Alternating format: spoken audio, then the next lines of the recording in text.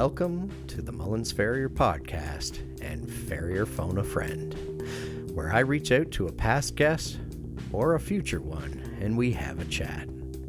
Just like when we call each other on the road, we'll talk about what's going on in their world and what they've been dealing with as far as horses, foot problems, and even clients. And don't worry, the guests know in advance that they're being recorded. So remember that age-old rule, what's said in the truck stays in the truck, unless your buddy is a podcaster.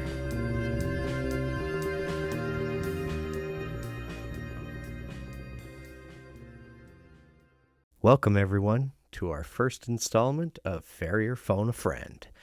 As you heard in the intro, these are episodes where I call up a former guest or a potential new one, and we talk, as we usually do, between stables in our rigs. The guests are aware that they are being recorded, so this isn't some form of Farrier undercover. Admittedly, the audio quality won't be up to my typical standards, but I wanted to be able to produce some more up-to-date content to help us all stay apprised with what's going on out in the Farrier world. My natural first guest is Danny Bennett. We talk often in the truck in between calls, and I figured he could give us some behind-the-scenes insight into the legendary international horseshoeing competition coming up at Stoneleigh.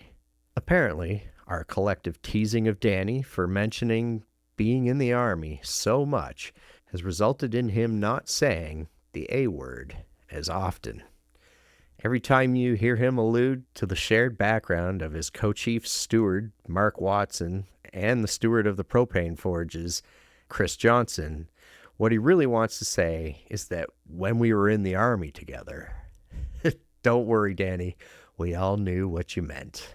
We also discuss an upcoming trip to Canada for Danny and his wife, Helen. This was actually recorded before that trip, but I was having so much fun entertaining Danny and Helen while they were here that I did not have time to edit and release it. Anyways, it's always a pleasure to get some quality time with my Thunder Buddy Danny. I'm looking forward to doing it again at Focus later this month.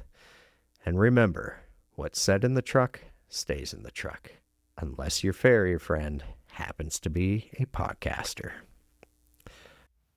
I now bring you Danny Bennett, AWCF. What's going on in the background? So I had an incident with my truck. Uh-oh. Yeah, I was driving back from college the other night, a day early, so I could go on this fishing trip. And I got almost home, got as far as Melton Mowbray, and my brakes stopped working. Oh, wow. It was like cool. It was one of those Hollywood sort of like you stick your foot to the floor and nothing happens kind of a thing. What did you do? So I panicked a little bit, and then I very slowly drove down the back country roads. Obviously, the worst part was coming into where I live. Yeah. Like a hollow. So I thought I was going to do like a roller coaster ride, but I managed to coax it down and got home. Did you use your e-brake? More what, sorry? Your e-brake? E-brake. Your emergency brake? What, handbrake? Mm-hmm. That thing. No, that doesn't work neither. Because that's linked into the back brakes of my vehicle. So basically what happened, I've got my engineer, i.e. Chris Johnson, to come round. Oh, nice. We're taking the back wheels off, and there is one of the right side disc is about 5/16 thick. Oh, wow. And there's no brake pads at all, just fallen out. Oh. So we've moved on to this. We've just replaced the discs, the pads. We're just doing the other back wheel now. Chris is. I've left him outside working. I think it's probably for the best because me and motor mechanics don't work very well. And then we're going to do the fronts. Me neither. Yeah. Yeah, we're going to do the fronts, and then I'm going to go do the wild sauce. Oh, wow. There you go. Busy day. Which is a bit of a bummer because obviously the shoes that you and Dave DeWitt made when you was doing your AW training, they're no longer refitable, so we're going to have to put some new ones on. Wow. When was that? April. We're now just near at the start of August, so I've had my money's worth out of them. Well, there you go. That's good. Yeah. No, that's all good. Happy to hear they were still usable. Exactly. It's going to be a shame to throw them in the bin, really. Yeah, no kidding. I think the toe clips are a little bit going to come off very soon. Yeah. I hear you. So you're the official first conversation I don't know what we're going to call this. What's said in the truck stays in the truck, but not really, or I don't know. But anyways, I thought we could talk about a few things that are going on in your world presently, since we've spoken a few times on the podcast, but I thought this would be a cool way to update people on what former guests are up to, what they've been doing, and yeah, go from there. Yeah, absolutely. So I guess we should start. You've got a fairly big event coming up. What, my holiday to Canada or Farrier Phone? Oh, well. Which one? I was thinking Focus, but yeah, that too. Yeah, we'll come on to the trip to Canada very shortly. But yeah, Focus, I'll say Focus on more the international shooting competition. Right, yeah. As was mentioned in the Fourth Norwich the other day, a modest little competition. But yeah, no, things are going really well.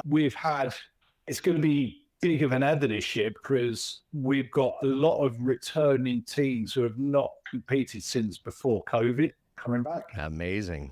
How many teams total? 15 this year. Wow. So we've gone, how many did we have last year? So we had 13 last year. So we've got another 2 teams back. Obviously, the problem we've got now since COVID is the proximity to Spruce Meadows, which just one of those things. No one's moved. Spruce Meadows is when Spruce Meadows is. And the competition's got to fit in with that. And why not? And it slowly always was in September. Obviously, post-COVID, we did end up, when we moved to the bigger venue, we did end up moving back to the end of October because of availability. But then now we've gone back to our original date. Right. Because that October date, certainly for the UK delegates going to the Focus, it was very difficult because it was with the schools, it was the half-term week holiday, and it was obviously Halloween as well. So there was a lot of people away doing stuff with the family. Moving it back to September, most of the footfall coming through Focus has obviously increased off the back of that. It's unfortunate. That's life, isn't it? I think from what I can work out, some of the countries which have got quite small numbers of international competitors, so not picking anyone, but let's look at the Netherlands. They've got like a very small pool to pick from who regularly, the team which regularly came to Stoneleigh, I think over the last 10 years, apart from 1 or 2 people, it never really changed much. It's always Dower and Martin Burks and people like that. But I think the problem we've got is, I think 2 of their members are definitely going to Spruce, and they want to put everything into Spruce because they're quite old now, you know. They've only got Bennett and Street left, and they're going to go in there. But I don't think the Netherlands have got enough people to put a B team together, or whatever you want to call it, and to cover both. I know we've got Belgium coming back. Belgium haven't been back for quite a few years since we last had a Belgian team, and there's some very good fortune in Belgium. Very cool. But again, when I was judging over at Spring Games in Holland earlier on in the year, I did a lot of press going and people going, come on, bring a team. So we've got those guys coming back. Because I think, say, Vincent, he's absolutely awesome. He's just fortunes. But his son's now stepped up to the senior team, so I think he's really keen to do like a father and son thing, like so many people have done in the past. Oh, that's cool. So I think some of the team members have obviously buried the hatchet and gone, something, let's put a team together and go. The Spanish are coming up. We've not had a Spanish team for a very long time. And again, there's some incredible forges, and they're bringing an apprentice team as well.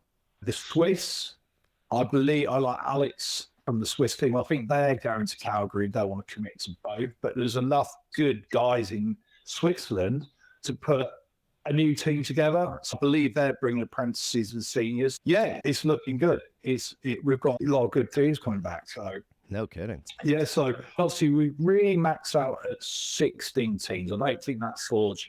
And the time frame we've got to run the competition, it'd be very difficult. I mean, even with the old Forge, when it was a lot tighter in there, we only ever had a maximum of 16 teams, 2 rounds of 8. Oh, wow. So, I couldn't imagine, after seeing the size of that place versus the marquee that you guys use now, how tight that must have been. Thing is, when I first went there in the sort of like low 90s, mid to low 90s, it was tight then. We didn't have freestanding vices. We didn't have like 16 standing systems for us and all that stuff. So you had a toolbox and that was about it. Right. So it was manageable. But nowadays, the amount of I mean, I think the sport has really stepped up, and like the finished jobs and everything, it's just gone up so many steps since then. I mean, yeah, basic fundamentals are the same, but we've just taken it to that next level. Some people might agree or disagree, but maybe it's gone a bit too far. Yeah, that's life, isn't it? Yeah. I think over the last couple of years, we've ran, let me get the numbers right. Yeah, we had 6. In fact, no, we had 6 stars last year, didn't we? So we had 11 teams last year. Yeah, that's right. Yeah, we have 11 teams. We've got up to 13 teams this year. No, I'm lying. No, we have got 15 teams here. Sorry, I don't know where else I'll go. It's one of those days. But no, we've got 15 teams. So that's going to mean we've got 8 farriers in it. We have got the room in there. It's going to be a bit of a tight squeeze, but we had quite a bit of spare space last time. Yeah. But again, we wouldn't want to run more than 8 coke forges plus your 10 to 12 gas forges as well. It becomes a bit might burn the tent down. Yeah. There's always that problem. The marquee man always gets a bit excited about char marks on the roof. I mean, we seem to have dealt with that pretty well last year. Yeah, just by moving the forges into the center, closer to the center. Was that, and also the dynamic duo, known as Sam and Jamie, came up with the ideas of those extractor systems. Right. Which they put 2 in, and like we said at the end of last year, it's really good, made a difference, but 4 would be magic. And I think Sam's already onto that one. So yeah, it's all coming together. Mark's dealing with the horse suppliers. So again, our session Mark Watson is, that'll all be knit. And hopefully we'll have really consistency like we have in the last 2 years. Yeah, I mean, that is the struggle with any competition. And I know there have been difficulties in the past, but yeah, they were fairly consistent, weren't they? Yeah. Again, that wasn't, to be honest, that first year when we didn't out Mark and it was all me, and we got dropped in it last minute with that horse supplier pulling out. I mean, that was like the British Army retreat from Dunkirk in 1939. It was just like we had all these trailers of 1s and 2s and stuff turning up. And I think those people were like really, they're very, really grateful. They enjoyed the atmosphere and we looked after them and stuff. And I think they were really keen to come back. Yes, it's not a load of horses coming from the same place, but you've got some people who know the score, we know what's expected of the horses when they get there, and again, now Mark's organising that as last year. I think the big difference being, certainly from an organisation's perspective, is like when Mark came back after and decided that he wasn't quite ready to retire, and then we just split down the middle. He sort the horses, which is the hardest part. I was quite glad to see the back of those. But I just said to Mark, you sort the horses, I'll do the rest. Right. And look, because with me and Mark, we've known each other such a long time now, worked together, and we've all been trained the same way by the same people. We've got that understanding. And Chris, now he's running the gas forging, which he's been doing for several years now. And again, he's from the same mould as us. We all live in the same postcode, or zip code if you're from North America. And also Chris is, as we speak, is sat outside fixing my van. Yeah, good team. Yeah, no kidding. I don't think people understand how much goes on in the background to make an event like that happen. How does it work? Do you guys have monthly meetings, or what is the program like behind the scenes? I think if it wasn't for the fact, obviously, at the heart of all this is the actual BFBA craft committee. Yep. And I think within that craft committee, as far as the organisation side of it, if there's anything what needed to change, or like when we discuss judges and things like that, we get together as a craft committee. But I think we've all been doing this for a long time. I think most of the craft committee, although a lot of them are involved, be it stewarding or whatever, are quite happy for me and Mark to run with it. And obviously, we've got such a wealth of knowledge within that committee that we do need to run anything by them. We'll just do a quick, again, since COVID, we've got Zoom and things like that. It's very easy to have a quick sort of 30-minute meeting just to make sure we're all seeing off the same hymn sheet. But again, me, Mark and Chris, we are literally living, Mark's 5 miles in one direction and Chris is 5 miles in the other direction. So I think if we were spread out around the country, and we were not from the same kind of background, where we all trained in the army. So we've got that kind of organisational thing going. I think, yes, we probably would have had to have a lot more meetings, and just because, and you do see it, anyone who steps up to organise any kind of competition, be it in England, US, Europe, you're volunteering. No one's getting paid to do it. You're trying to put something back, make something better. The thing is, like anything, if it's not right, people will know, and they want someone's head on the plate. And some of these places, and again, we all learned somewhere from competitions in the past where it was all a bit lastminute.com, and I could have done a better job. And then you reflect on that afterwards, and you learn to put things in place so those mistakes don't happen again. Yeah. But that's just that reflective, like, problem solving. And again, the one thing with Stoneleigh, I know that Mark started when Mark first took on the role as chief steward all those years ago. And again, it's a military thing. You always put together like a post-exercise report, as they used to call it in the army, what was good, what was bad, how to make things better. You know, and we've always carried that on. And it's quite a lengthy document. It's not just like on the back of a cigarette bucket. There was a good sort of 4 or 5 pages of A4 of everything, what happened, didn't it work, what can we do to improve it next year? And I think anyone who's been to that competition over the last sort of 15 years will have seen that in operation, because each year, that thing which was a minor random problem the year before disappears. Right. Yeah, like Broomgate. Well, exactly. But I mean, it's like when we looked at that list, that report after this year, it was 1 or 2 little improvements. Put the nail table in the centre of the forge, not up by the judge's office, because those on fires 4, 5, and 6 had to sprint the whole length of the forge to get a handful of nails to sprint back, because they obviously wasn't organised to get the nails before the start of the class. So poor people like ancient old John Ravanelli from Team Germany, he's not got many sprints left in him, has he? Nobody hears that. You know. Yeah. Yeah, so, yeah, it's silly little things like that. That's just how you improve it. You just chip away at it. For sure. And I guess we should mention the Purple Army and their role in all of this. It sounds like you have quite a contingent this year. It's funny. It's part of my everyday routine, as is when I get up in the morning, I drink copious amounts of coffee and go through all my Facebook memories.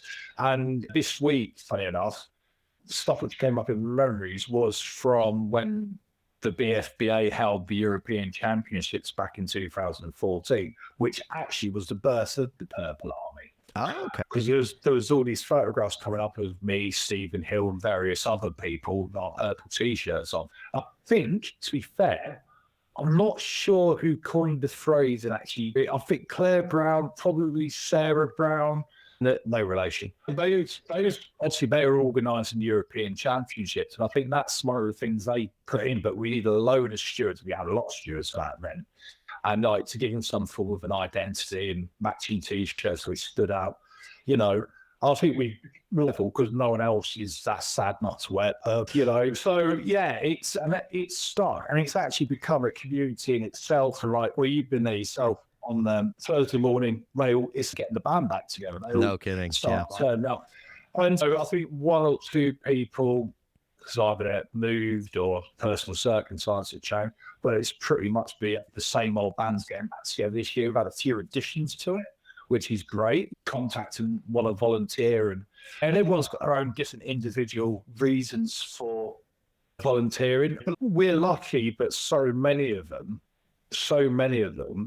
are not just willing to volunteer about time, but these are problem solvers. When they'll see something go wrong or potentially go wrong, they'll come up to me and Mark and they'll say, I've seen this could happen, I think we should do that. And they've already got the solution. And it's like, yeah, okay, let's go for it. So, and it just, again, with the chief steward, and we share that on the floor because we always end up splitting the times and having a stagger. So, you know, fires 1, 2, 3, and 4, then the fires 5, 6, 7, and 8. They're on a 10-minute stagger to help the judges see more and all that. So me and Mark are taking charge of one of those sides each. And it's a very intense thing just stewarding that. And again, over the years, we've got more and more involved trying to make sure it's a level playing field and make sure you used to have this thing sometimes in the competition where a competitor will ask the judge something, and sometimes there was a misunderstanding.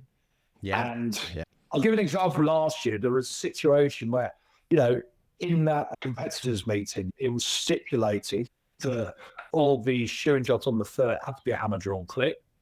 And in one of the classes, again, not mentioning ET, not that it really matters, but when they was about to start it, one of the competitors shouted out to one of the judges, what kind of clip do you want? The judge assumed, having been to the managers, competitors meeting and everything, and read the rules, that it stated hammer drawn clip, the description of what hammer drawn clip was, that he must have meant, do you want big clips, small clips, strong clips? Okay. Yeah.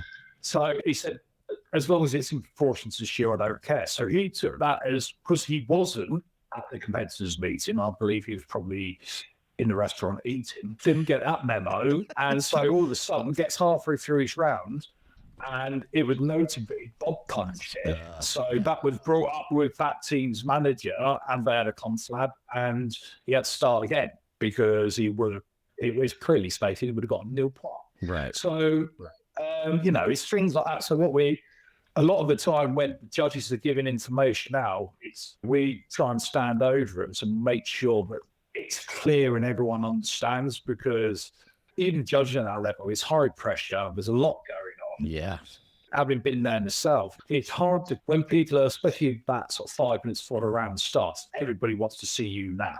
And again, it's a very intense situation, and we are only humans. People traveling all around the world to go to competition. You've got to make it as fair, because the last thing you want is people losing all their points for their shoemaking, for example, because they pulled the wrong clip because there was a misunderstanding. Yeah. Yep, for sure. It's important. Yeah. So, well, I guess this leads into a topic that you've covered on your podcast, and it's something that you did a webinar on it for the BFBA, and that would be the social license. Maybe we should touch on that a little bit. Yeah.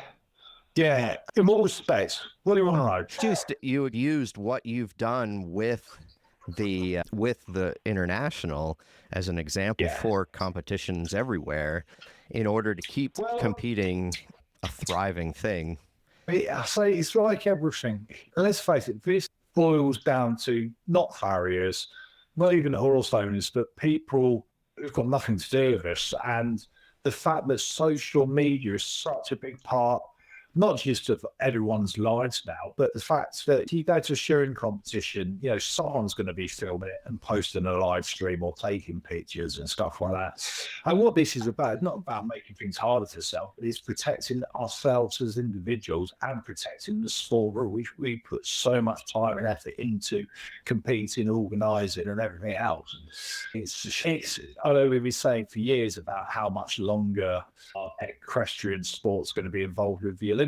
Every time there's an incident where equine welfare is questioned, and that goes to the public domain, and I'm sure all of our friends at these animal rights organisation, all these activists, they're going to do their best to make it go viral.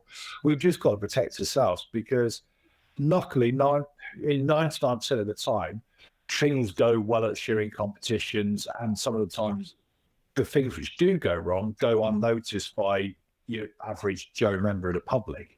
But it's only that one incident to cause this. And again, you think these horses, let's look at slowly, they're in a relatively dangerous environment. There was hot metal, there's sparks, and all this other stuff. It's not their normal environment. Most of these horses most of these horses nowadays, they all get shot at home. There was a time years ago where you took the horse to the forge, which is basically happening there. But this generation of horses don't have that. And it's like everything now. We're just even though Focus and the International is not a public event, most of the people that are to do with the farrier industry, we just saw it as a good opportunity to show best practice, do what we can for the animal welfare, things like having animal welfare policy, having an animal welfare steward whose sole responsibility is to sort out the welfare of those horses, make sure they're fed, watered, comfortable, not distressed. We always have a vet there for like injuries, for equine first aid and sedation if necessary. And normally, if they do need sedating, we sedate them well before they need sedating, just to make sure that we don't have an incident. And it's just really important. It's, again, one of the biggest competitions in the world, and it's really an opportunity to show off best practice. And interestingly, certainly since having done the social license webinars and stuff, it's been quite nice because as an industry, as farriers, a lot of us, we don't like change. We don't like bowing to public opinion because, hey, what the hell do they know? But it's like they're taking it on board, which is really good, because when the competition season really kicked off in this country, especially at the county shows and stuff, which are public events, seeing the amount of people they might not have taken on all the points we've talked about over the last year, but at least they've taken some of them on. They've got an equine welfare steward. They've got things in place just in case a horse does get distressed. Right. And it means we're evolving. We are trying to protect ourselves and our sport, because, like I say, we've seen it now so many times. Look at that CEO the other day at the Coldplay concert, the head of HR. It's that. A really annoying thing about it, my Facebook feed for the next week was completely awash with Coldplay, and I hate Coldplay. The final gift that Ozzy Osbourne did to us was they got Coldplay out of our feed, because it's all about Ozzy Osbourne now. Right, So, thanks, Ozzy. It's just that one thing got picked up. It's a bit unfortunate for the guy, morally, whether he's doing right or wrong, but that just shows how this viral stuff can go on social media. And like you say, I think we're only 2 clicks away from anything being cancelled. Yeah. I mean, when you're in the public realm, there is no privacy anymore. You have to expect that. And the thing is, I think the phrase coined all the time now is, they call it social media, but it's actually unsocial media. Yeah, you're right. It's quite frightening what can happen if we're not careful. But so fair. But again, if we put things in place with proper planning and everyone being sort of educated on the right path, we can avoid stuff like that happening. Yeah, which is the whole social licensing and why we pushed it, and that's where that's the important part of it. Pretty much 99.9% of farriers are in farriery because we care about equine welfare. That is our major remit, why we do what we do. So it's not right. It's not our number one consideration, but we've just got to make it very visually obvious to the members of the public that is what we're doing. Yeah, makes sense. I guess speaking of social, you're going to come to Canada. Yeah, well, and obviously last year I came to Canada to see my thunder buddy and do lots of foraging and stuff. Yep. Turns out that's also my wife's dream holiday. And she told us that for the last, since, you've been coming over, she's always from, and every other Canadian who's ever come over, from Kim, David DeWitt, all that stuff, always on about her dream holiday and how much she'd love to go to Canada. Of course, last year I went and didn't take her with us, still I. It was a recon mission. This is like the revenge trip, really, because obviously I'm having to come all the way over again just to appease her. I'm looking forward to the visit. It should be fun. Yeah, it will be great. She's absolutely buzzing.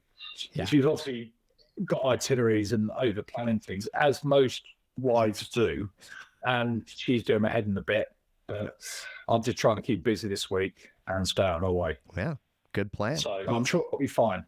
Something else I was going to ask you, in the spirit of a phone conversation between farriers, some of the things that we usually end up talking about when we call each other in the truck. Are there any interesting cases you've been working on lately? I know your private practice isn't as busy as the average farrier because you also teach, but have any things come up with the ones you do take care of?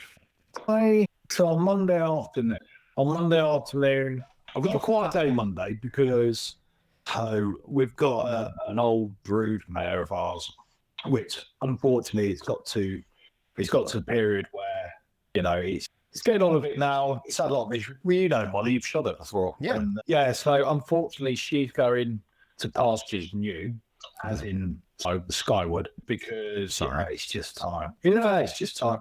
But again, she's had a fantastic life. She sustained a career-ending injury probably about 14 years ago, lesions to the visual facts tendon, that kind of stuff. And been a broodmare, came home. She spent the last 8 years at the Forge being shot by potential AW and diploma students. So, right. Everyone's dream. She's been there, eats grass, hangs out of her mates, and has new shoes every 6 weeks. And fancy ones at that. Right. So I'll take Monday off, get that deed done.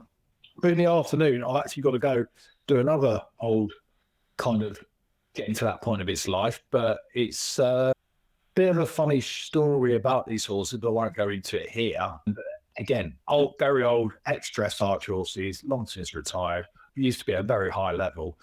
But again, as these horses get older, they start getting all these systemic problems and stuff. It had, coming out of the back of lockdown, a real severe case of laminitis, but it's been okay. I mean, we had heart bars on it, stuff like that, did a lot of work with the vets. But it's been barefoot for the last couple of years, but it's obviously had a bit of a downward spiral. It's gone very laminated. It's been on both. So on Monday, I actually get to fit my first pair of squidgy pads. Oh, there you go. Yep. So there you go. The invention of our mutual friend, Kelvin Limer. Yes, I actually went down to see him the other day and got some off him. Obviously bracketed the sizes just to be on the safe side. So he did give me some glue as well, of which I've just got to remember not to set lights myself. Yeah, lights for something like that. But anyway, we won't go there. Yeah, don't heat that stuff up with a torch, just a heat gun. No. Yeah. Yeah, so actually, it's like anything though. It doesn't matter how long you do this job, you do something for the first time. Yes, I've had top tips from the man himself. I've watched countless videos. I've seen clinics where they've been put on. So it's my first time actually doing it myself.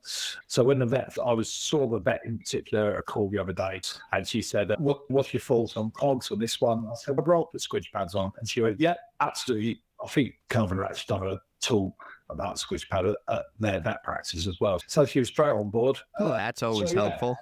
So I'm hoping to do some before and after videos. Yeah. I always say that, but I always forget to do the before ones and then just after ones of the pit board. But yeah, I'll see what I can do. But yes, as far as shoeing, that's generally real interesting. And I say a lot of my clients now, I stay away from the performance horses. My clients are all very old clients of mine, and they're just having a good time and enjoying themselves. So stress-free. It's got to be that way, because being away 3 days a week and away doing other things, it just doesn't go. You know yourself, chasing the performance jobs, you have to be on call, basically. Yeah, exactly. But if that's what you want, do that, and you've got to charge them for that service as well, Right. Yeah. Now, what are feet like these days in your part of the world? Here, we've had quite the dry spell and a very heavy season of flies and mosquitoes. So the feet are just getting beaten up, all the stomping and then them being dry. So what's it like in your part of the world? Well, certainly I suppose different parts of England, you've seen it yourself, it's like Canada, but condensed down. You can drive for an hour and you're in a swamp. You can drive for another hour and it's more mountainous. But again, we've had it very dry. What I would say is I think we haven't had the normal numbers of laminetics. Because it's not so wet?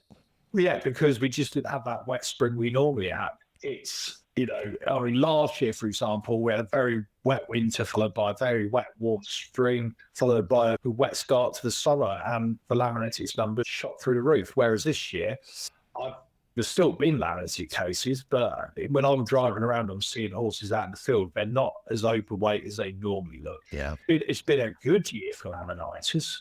But feet, they've been harder than most years because we've not had the moisture. We've had a few bits of rain, but nothing substantial or for a sustained period of time. Where I live, the flies are not that bad, but having spoken to other farriers around the country, they've had a lot of problems with horse flies and midges and things like that. So I guess that depends where we're quite hilly here, so we've not got you get a lot more flies and midges where you're a bit in the lowlands where it was a lot more kind of like rivers and stuff. So the breeding grounds. Yeah, it's not been as bad for us here, I suppose. But it has been very dry. But then saying that, it's been very dry, but I've not come Again, probably because I don't do the performance horses like I used to, but I've not really encountered quite as many concussion injuries like sometimes in the ground days are, especially with venters and stuff. You have to start padding up and stuff. Right. Because of the hard ground. Again, I'm not really doing that type of work anymore. So whether there has been more cases or not, I can't really answer that. One thing I will say, which was quite so. It's been very dry here, and certain parts of the countries have got what we call a hose pipe ban, i.e. because water levels are a bit low. Yeah, they're not rushing your water, but they don't want you putting sprinklers out in your riding school surface. Okay. So depending on what type of riding surface you've got, so to give you an example, where Helen keeps her horse, that's quite a deep arena surface. It's not one of these kind of waxy ones or anything. Okay. But that's gone very deep, because it is so dry. Hmm. So even if they harrow it once, twice a week, and there's only really Helen's horse going on it, it's still really deep, and you can see the horse struggling to work on it. Yep. Do you know what I mean? Yeah. And it's kind of like, you know, you can, we had to hit in the school the other day because she was, you know, they're like, they want us to go and have a look because it doesn't feel right. And you can tell, you know, suspensories and everything else was having to work overtime just because of the depth of the arena surf. So I think she's actually been spending more time hacking out on the roads and the tracks and stuff, keeping the horse fit that way, as opposed to schooling in the school, because there's just nothing we can really do about that. So that's one thing. I mean, I guess if it was a dressage horse which was solely working on arena surface, I might be thinking about putting some kind of sole pack or something in there to keep it on top of the surface a bit more. Yep. You know, like with double tractor tires and stuff, you know? So Okay. Yeah. And another one I was going to ask for this, is there a tool or a habit that you've added to your roster that increases your efficiency or has augmented your business? what? Because of the dry weather or No, just, in general. just in general? More, oh, I actually thought of go ahead. I was going to say, I think one of the biggest game changers, obviously when I came into it, we've got to port forges and stuff like that. I think the big game changer with my day-to-day working out my vehicle was when we started using lineages. Yeah. Because when I started the job, we were still had hot raspberry and stuff. Right. Yep. But like I say, lineages were just such a game changer. It made our life so much easier. Which, funny enough, when they came out, a lot of this shoeing in the UK was still this concave hunter style shoeing where we just didn't want horses to pull shoes off because the lack of farriers and the number of horses, I suppose, was one of the big things. So Chris has just walked in. He's looking very concerned. What's happened? Okay, 2 seconds. So Chris, my car mechanic's just come in, shaking his head. And That's not a good sign. No. Yeah, so I think lineages were a big game changer because it's Matt Point where I saw a massive change in some farriers in how they were shoeing horses, and they started to shoot horses to support the horse's conformation as opposed to just shoeing them so they didn't pull shoes off. Yep. Instead of just survival shoeing. Yeah, exactly. Yep. Now, there are some traditionalists around here who would argue that was not a good thing, but I think especially in the surfaces that, just like you're describing, that deep footing, sometimes you have to work with that, and yeah, their feet can overgrow the shoes if you're not giving them the room to do that. So now I would say the only negative, and say Chris will agree with me, the only negative I've seen with that is at the shoeing school, not just with apprentices, when it comes to people who are doing their higher exams, AWCF, etc.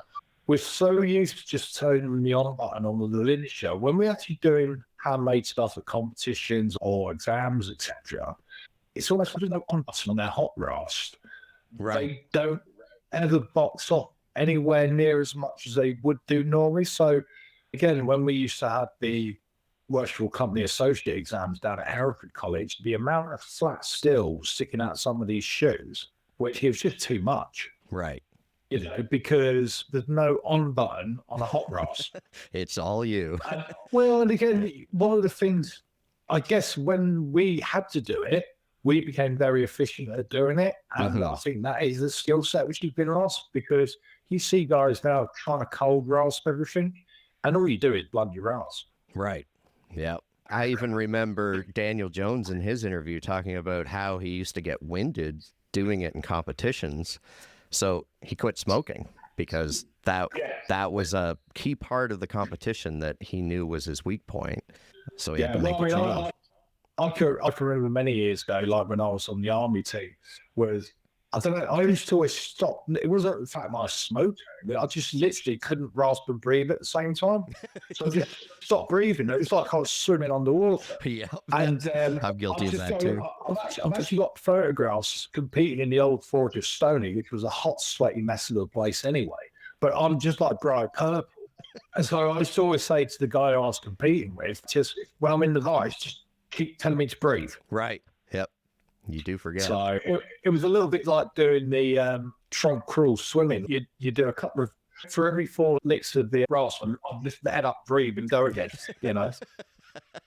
Right. So, terrible. No kidding. So do you need to go? You need to go address? I suppose I'd better go and address the problem with Chris. This is a perfect first attempt at this. I think this is great. So thank you for doing it.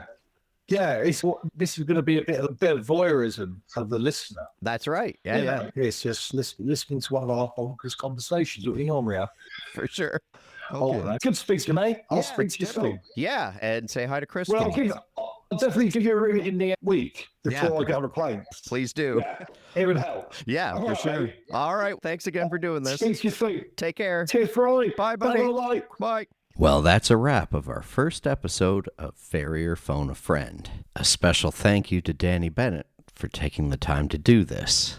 And it's not too late to still get tickets for the BFBA's Focus and the International at Stoneleigh. You can even watch Danny in all his glory as the co-chief steward. Focus has a stellar lineup of speakers this year. I'm especially looking forward to meeting Dr. Jenny Hagen there and listening to her talks. Hopefully, I can even snag her for an interview.